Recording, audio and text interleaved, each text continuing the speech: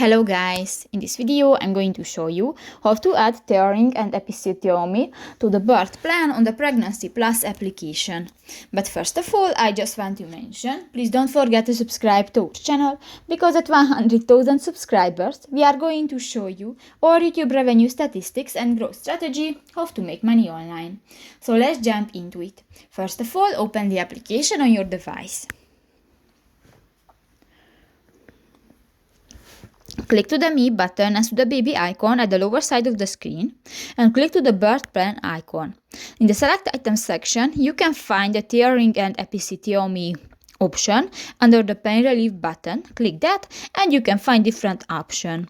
For example, I have been practicing perineal massage to avoid an episitiomy. And if you want to add an item to your birth plan, just click to the plus icon and done. So that's pretty much it for this video, guys. See you in the next one. Bye bye.